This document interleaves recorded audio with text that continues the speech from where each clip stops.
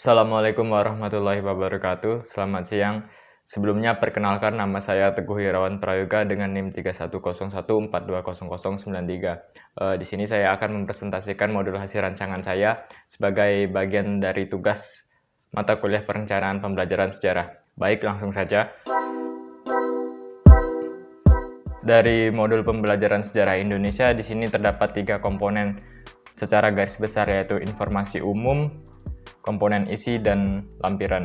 Yang pertama ada informasi umum. Nah, pada informasi umum ini terdapat yang pertama identitas modul. Identitas modul itu isinya nama penyusun, saya sendiri, institusi, SMA Negeri 45 Jimapolo. Ini cuma fiktif karena saya masih mahasiswa tahun 2022, jenjang SMA semua kompetensi, kelas 12, alokasi waktu 2 kali 24 menit.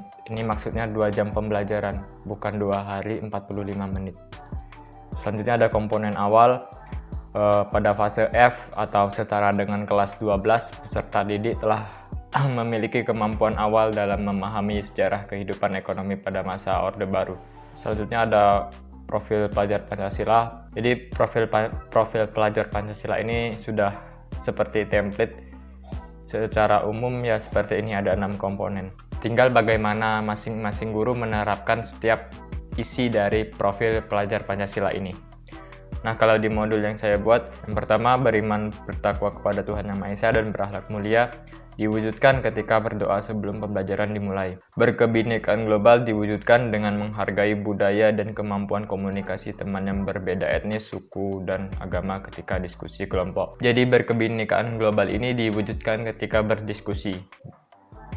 Selanjutnya bergotong royong diwujudkan dengan melakukan diskusi secara berkelompok dengan sukarela agar tugas yang dikerjakan dapat berjalan lancar, mudah, dan ringan. Jadi bergotong royong itu maksudnya agar selama diskusi itu dapat berjalan dengan lancar, mudah, dan ringan, bukan saling mencontek atau nirun. Selanjutnya mandiri, diwujudkan dengan peserta didik mempersiapkan semuanya sebelum KBM dimulai, terus bertanggung jawab atas proses dan hasil belajar. Selanjutnya bernalar kritis, diwujudkan ketika berdiskusi, peserta didik saling memberi saran kepada teman satu kelompok dan memberi pendapat pada kelompok lain yang melakukan presentasi. Dan yang terakhir kreatif, diwujudkan ketika peserta didik memodifikasi dari sumber dan menciptakan laporan hasil diskusi berkelompok yang original. Jadi hasil dari sumbernya itu nggak langsung di copy paste, jadi harus dimodifikasi, terus hasilnya itu tercipta laporan diskusi yang original. Selanjutnya sarana dan prasarana. Jadi di dalamnya itu ada buku dan situs sumber referensi, lembar kerja peserta didik atau LKPD, proyektor, laptop, pengeras suara, PowerPoint, dan video tentang sejarah kehidupan ekonomi pada masa Orde Baru. Selanjutnya ada target peserta didik. Nah, targetnya itu ada 3. Yang pertama ada peserta didik reguler. Nah, maksudnya itu peserta didiknya itu tidak mengalami kesulitan belajar ataupun tidak cepat dalam menangkap atau memahami materi pembelajaran. Selanjutnya ada peserta didik dengan kesulitan belajar. Nah, harapannya peserta didik dengan kesulitan belajar ini dapat naik 1 tingkat lebih baik, yaitu pada posisi reguler. Selanjutnya ada peserta didik dengan pencapaian tinggi. Nah, peserta didik dengan pencapaian tinggi ini diharapkan dapat membantu peserta didik dengan kesulitan belajar tadi. Jadi sesama murid saling membantu. Selanjutnya ada jumlah peserta didik. Di sini saya misalkan ada 36 peserta didik per kelas. Model pembelajaran saya gunakan menggunakan problem based learning dengan pembelajaran tatap muka, jadi PBL di kelas. Pendekatannya menggunakan Student Learning Center, saya gunakan SCL. Metodenya dengan ceramah dan diskusi.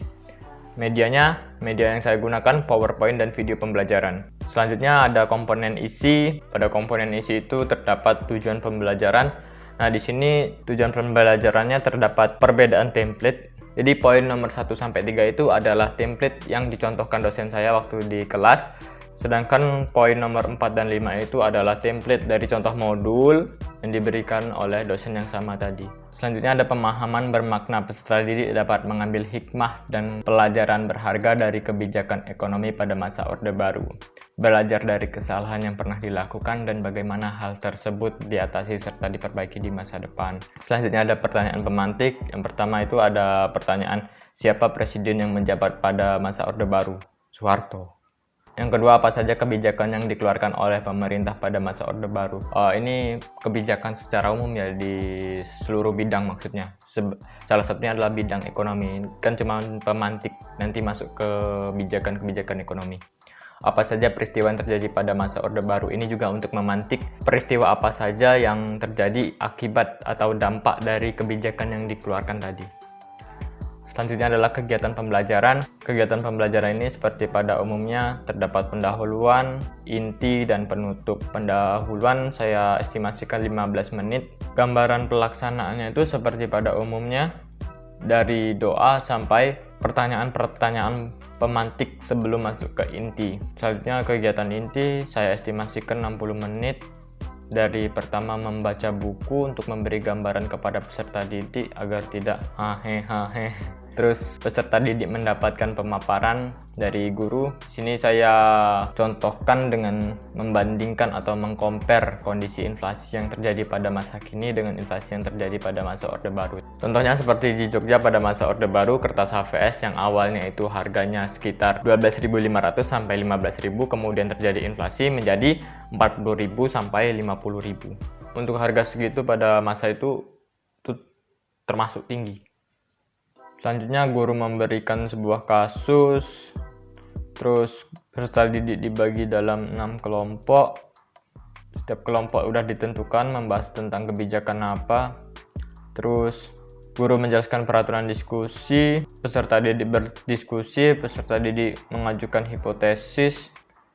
Guru melakukan penguatan terkait hasil presentasi peserta didik mengerjakan tes sumatif, peserta didik menonton video pembelajaran, guru melakukan penguatan terkait materi sejarah kehidupan ekonomi pada masa Orde Baru. Pada poin K dan O itu sama-sama melakukan penguatan, tapi perbedaannya adalah yang pertama itu penguatan terhadap presentasi dan yang kedua adalah penguatan terkait seluruh materi pada hari ini atau seluruh materi tentang sejarah kehidupan ekonomi pada masa Orde Baru. Selanjutnya bagian penutup saya estimasikan 15 menit. Peserta didik menjawab pertanyaan disampaikan guru, peserta didik menyimpulkan, guru memberi evaluasi, guru memberi informasi materi apa untuk pertemuan selanjutnya. Peserta didik dan guru berdoa, guru melakukan salam penutup, selesai. Selanjutnya ada asesmen. Ada 3 asesmen. Yang pertama asesmen diagnostik, itu dengan cara observasi yang dilakukan guru. Selanjutnya ada asesmen formatif yang dinilai itu sikap dan keaktifan peserta didik saat proses diskusi hingga pembuatan laporan. Terus tampilan peserta didik saat presentasi. Yang ketiga asesmen sumatif, penilaian dilakukan dengan cara notulensi hasil diskusi dan presentasi, terus tes uraian. Selanjutnya ada pengayaan dan remedial. Peserta didik dengan pencapaian tinggi akan diberikan pengayaan. Terus peserta didik dengan kesulitan belajar akan diberikan bimbingan oleh guru dengan melakukan pembelajaran ulang atau remedial. Dan yang terakhir ada refleksi peserta didik dan guru. Nah, pada bagian yang ketiga yaitu lampiran terdapat lembar asesmen diagnostik. Ini yang observasi oleh guru tadi. Pertanyaan-pertanyaannya ada 7, bisa disesuaikan. Ini saya buat ada 7. Pertanyaan pertama, apa yang saudara ketahui tentang Orde Baru, dan seterusnya sampai ke 7. Nah, kategorinya itu atau kriteria jawabannya itu ada 5.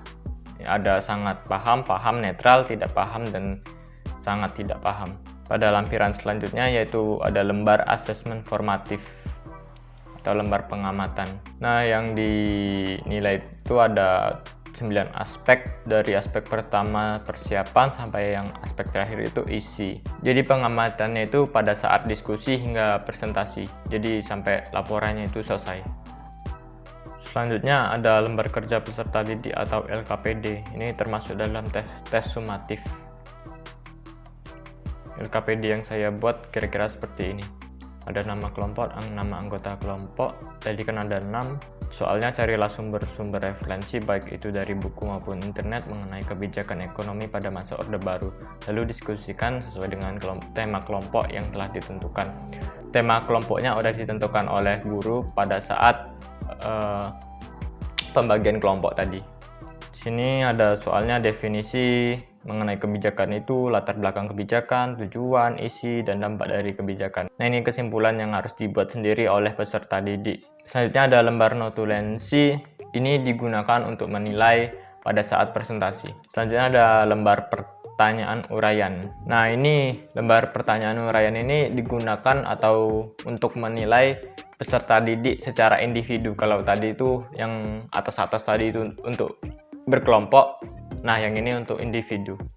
Pertanyaannya yang saya buat ini ada 5, bisa disesuaikan.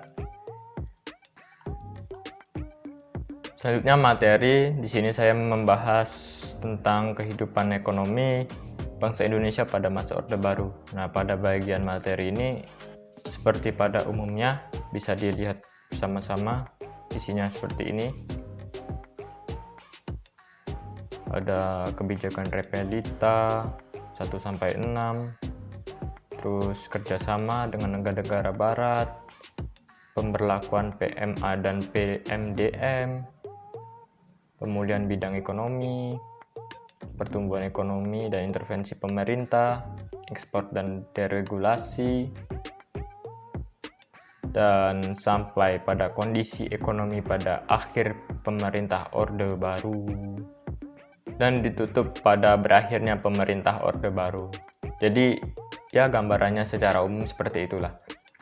Selanjutnya media ajar. Media ajar yang saya gunakan itu pertama ada media ajar video, bisa diakses ini linknya. Sebelum memulai pembelajaran, alangkah baiknya video tersebut di-download terlebih dahulu untuk mengurangi penghambat-penghambat atau resiko dalam proses pembelajaran. Ini ada situs referensi, ini opsional ya, bisa ditambahkan atau tidak karena kita juga sudah menyiapkan materi di atas. Dan yang terakhir saya menggunakan media ajar PowerPoint. Gambarannya seperti ini. Ini ada total 8 slide. Dan yang terakhir ada glosarium, ada 6 poin, dan yang terakhir ada daftar pustaka. Ini adalah daftar pustaka dari semua yang saya akses atau saya gunakan. Mungkin itu saja dari saya. Sekian, wassalamualaikum warahmatullahi wabarakatuh.